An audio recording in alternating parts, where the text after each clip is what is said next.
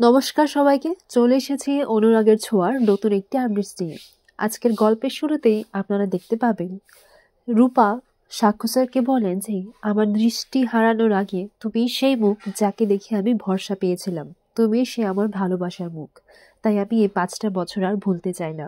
এরপর রূপা সইকে বলে, আর সই, তুমি সত্যিই আমাকে অনেক ভালোবাসা দিয়েছো, তোমরা দুজনেই সত্যি আমাকে প্রিন্সেসের মতো করে রেখেছো। যদি তোমরা আমার জীবনে না আসতে তাহলে হয়তো এই রূপা সত্যি ভেসে যেত। এরপর এইটা বলেই সইকে জড়িয়ে ধরে রূপা। এরপর এইদিকে দেখা যায় সাক্ষ্য স্যার বলেন, তাহলে আর কি, চলুন আমাদের বাড়িতে সবাই, চলুন আমরা ফিরে যাই। এরপর সূর্য বলে, এ কি দীপা, ওরা আমাদের মেয়েকে নিয়ে চলে যাবে, তুমি কিছু বলো। তখন সাক্ষ্য স্যার বলে, আমাদের মেয়ে মানে কি, ও তো বলেছে, এখনই তো বলেছে যে আমি ওর বাবা, মানে আমি সত্যিকারে ওই বানের জলে ভেসে আসা বাবা, তাই না? এরপর সই বলেন যে আচ্ছা ঠিক আছে, তোমরা আমার বাড়িতে মানে আমাদের বাড়িতে চলো, সেখানে গিয়ে না হয় একটা সালিশি সভা হবে, তারপর রূপা কার সাথে যাবে আর কোন জায়গায় থাকবে সেটা না হয় ভাবা যাবে। এরপর অলি বলে, কিন্তু চারু, চারু কোথায় যাবে, ও তো আর বানের জলে ভেসে আসেনি। এরপর দীপা চারুকে গিয়ে বলে, চারু তুমিও আমাদের সাথে চলো। তখন চারু বলে, আমি কোথায় যাব, আর এখন গিয়ে আমি বা কি করব। এরপর দীপা বলে যে আমরা কি ভেবে রেখেছি সেটা তো ঠিক নেই, আমরাও জানি না কে কোথায় যাবে আর কি হবে সেটাও তো কেউ জানে না, তাই চলো, কখন কি হবে সেটা বোঝা যায় না। এইদিকে দেখা যায় মিশকা আবারও নতুন একটি ছদ্মবেশ ধরে, কিন্তু ও বলে যে আমি তো একটা নারী সাজতে পারতাম, কিন্তু না, এখানে একটা বুড়ো সাজতে হচ্ছে, কিন্তু এটাই হচ্ছে আমার শেষ ছদ্মবেশ, তারপর তারাও শেষ হয়ে যাবে। এদিকে দেখা যায় বাড়িতে সাক্ষ্য স্যার আর সূর্য দুজনেই ঝগড়া করতে লাগে, বলে যে রূপা, আর সাক্ষ্য স্যার বলে যে না, জয়ী জয়ী আমার সাথেই থাকবে আর এখানেই থাকবে। এদিকে রূপা ভাবতে লাগে যে আমি এখন আর মিশকা আন্টির কথাটা বলবো না, আমি তো সত্যিটা বলে দিলাম, কিন্তু এবার কি মিশকা আন্টি আমাদের ভালোভাবে থাকতে দেবে, ও তো চুপ করে বসে থাকবে না। এরপর এইদিকে সূর্য এসে বলে, আচ্ছা দেখছো তো দীপা, উনি বলছেন রূপা নাকি ওদের সাথে থাকবে। এরপর সাক্ষ্য স্যার বলেন, বাকে মধ্যে আনা যাবে না, বাবাই বাবাই ঝগড়া হচ্ছে। এরপর সূর্য দীপাকে বলে যে রূপা এতদিন ধরে আমাদের সত্যিটা কেন বলেনি, তুমি জিজ্ঞেস করবে না? তখন দীপা বলে, জিজ্ঞেস করব, ও তো নিজে বলেছে ডাক্তারবাবু, ও আমাদের রূপা আমাদের কাছে ফিরে এসেছে, কিন্তু হ্যাঁ সবে মাত্র মেয়েটা তার দৃষ্টি ফিরে পেয়েছে, এখন এইসব যাক, তারপর ও নিজে থেকেই বলবে সবটা। এরপর জয় এসে রূপাকে নিয়ে মেতে ওঠে, আর এসব দেখে অলির একটুই ভালো লাগছিল না। অলি বলে যে সবাই তো এই রূপাকে পেয়ে আমাকে ভুলেই গেছে।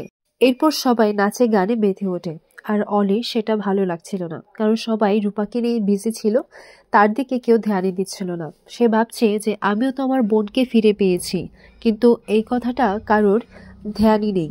এইদিকে সাক্ষ্য স্যারের মা এসে বলে, স্টপ ইট, আরে বাবা রান্না করছিলাম, গ্যাসটা শেষ হয়ে গেছে, এখন কি করব বলতো, আর ছেলেটাকে কবে থেকে ফোন করছি, আসবো আসবো বলছে আর এখনো আসছেই না।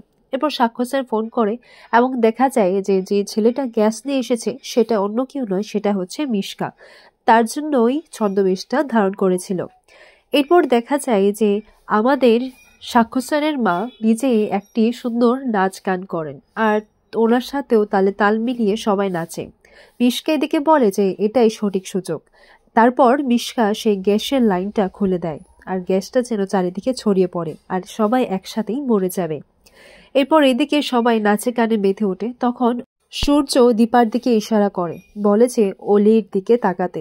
তখন তারা বুঝতে পারে যে কি করতে হবে, কারণ অলির মনটা একটু খারাপ হয়েছিল।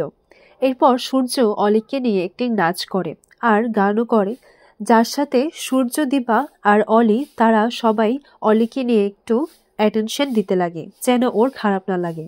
এরপর তারা দুজনেই মা বাবা মিলে অলির সাথে ডান্স করতে লাগে, আর সবাই এই গানে নাচে। আর তখন একটা গ্রেট কাম ব্যাক হয়, সবাই বলে যে এটাই তো দেখতে চেয়েছিলাম। তারপর তারা চারজনই একে অপরকে জড়িয়ে ধরে।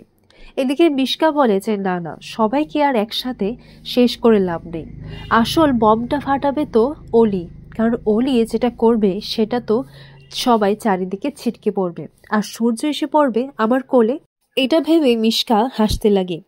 এরপর আবারও এদিকে সূর্য আর সাক্ষ্য স্যারের মধ্যে রূপা কোথায় থাকবে সেটা নিয়ে ঝামেলা বেঁধে যায়, বলে যে আমার সাথে থাকবে। এরপর রূপা বলে আচ্ছা ঠিক আছে, তোমাদের কি আর এটা নিয়ে ঝগড়া করতে হবে না, আমার কাছে একটা উপায় আছে। আমি আর হিংসুকুটি, যখন হিংসুকুটি বলল তখন অলি বলে তুমি আমাকে এই নামে ডাকছো কেন? তখন রূপা বলে যে বেশ করেছি, আর কি নামে ডাকবো তোমাকে? এরপর রূপা বলে যে আমি আর হিংসুকুটি বোর্ডিংয়ে থাকবো, আর তারপর তোমরা সবাই আমাকে দেখতে যাবে। এরপর সাক্ষ্য স্যার বলে যে না না, এটা কি কথা, আচ্ছা আমার বাড়িতে 1 মাস থাকবে আর আপনার বাড়িতে 1 মাস থাকবে। সূর্য বলে না না, 2 মেয়ে আমার সাথেই থাকবে, আর এটা ফাইনাল হয়ে গেছে। এরপর এইদিকে জয় বলে যে এইসবের আর দরকার নেই, আমরা আমাদের রূপাকে অনেক বাদে ফিরে পেয়েছি, তাই আমরা আবারও কলকাতা ফিরে যাব সেনবাড়িতে। সেখানে গিয়ে আবারও সেনবাড়ি একেবারে জগমগ করবে, আর আমাদের বৌদিদিই হবে সেই বাড়ির বউ। আর আমরা একটা রেস্টুরেন্টও খুলে নেব, সেটার নাম হবে বিং পং। কেমন হবে? দারুণ হবে, তাই না? এরপর দেখা যায় দীপা সোনাকে বলে যে কিরে সোনা, যাবি তো কলকাতা? তখন সোনা ডাইরেক্টলি না করে দেয়, বলে যে আমি যেতে পারবো না, আর তাছাড়া আমার এক্সামসও এসে পড়েছে, আর আমি তো স্কুল চেঞ্জ করতে পারবো না। রূপা চেঞ্জ করেছে, ওই না হয় আবার করবে চেঞ্জ। তোমরা যাও, তোমরা গিয়ে আনন্দ করো। এরপর চারু বলে ও মা, এ কি সোনা, সবাই তো যাবে, সবার সাথে গিয়ে তুমিও এনজয় করো। এরপর সোনা বলে তোমার মুখে আমার অলি নামটা শুনতেই ভালো লাগে, আর আমি তোমার সাথেই থাকবো এখানে, তোমাকে ছেড়ে কোথাও যাব না, চলো এখান থেকে আমরা চলে যাই। এরপর সাক্ষ্য স্যার বলেন ও মা, চলে যাব মানেটা কি? এত রান্না হচ্ছে, খাওয়া দাওয়া না করে চলে যাবে? এরপর অলি বলে সাক্ষ্য আঙ্কেল, আপনি রূপার বাবা হতে পারেন, কিন্তু আপনি আমার বাবা নন, তাই আমি কি করব কি না করব সেটা আমার বিষয়, আর আই হোপ এটা আপনার কাছে ক্লিয়ার হয়ে গেছে। তখন সূর্য বলে সোনা, তোমাকে আমি অনেকবার শিখিয়েছি বড়দের সাথে কি করে কথা বলতে হয়, বিহেভ। এরপর আরিয়ান চলে যেতে চাইলে অলি বলে তুমি কেন যাবে, তুমি থাকো, সবাইকে এন্টারটেইন করো, সবার ভালো লাগবে, বিশেষ করে রূপার।